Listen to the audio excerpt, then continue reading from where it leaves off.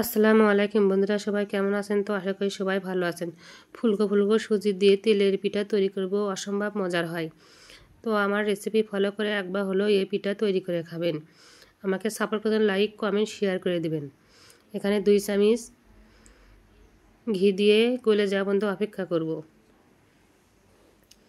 গলে গেলে 1 কাপ সুজি দিব। কালার চেঞ্জ হওয়া পর্যন্ত অপেক্ষা করব।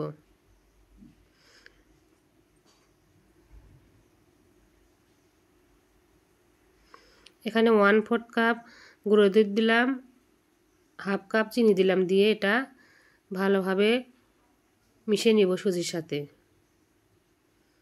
তো চুলার আঁচ এ পর্যায়ে মিডিয়াম টু লোয়ে রাখতে হবে।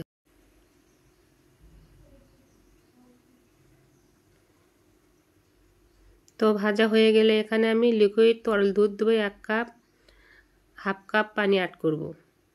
করে অনবরত নাড়তে থাকবো। ডোটা টাইট হওয়া পর্যন্ত আমি নাড়তে থাকবো।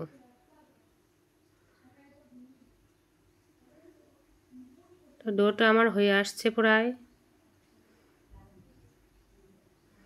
তো এই পর্যায়ে আমি লিকুইড ঘন দুধ দেবো 1/2 কাপ।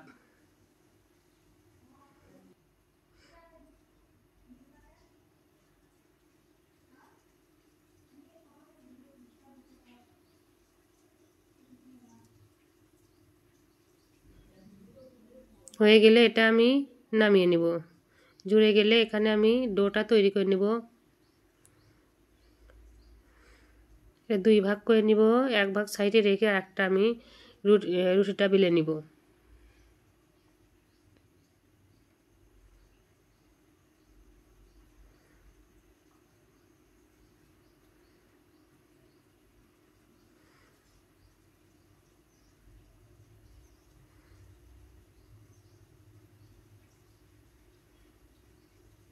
রুটি বেলা হয়ে গেলে আমি কোটোর মুখো দিয়ে কিংবা কুকি কাটাতে যে কোনো শেপ দিয়ে করে নিতে পারেন। আমি এখানে গোল করে শেপ দিয়ে কেটে নিয়েছি।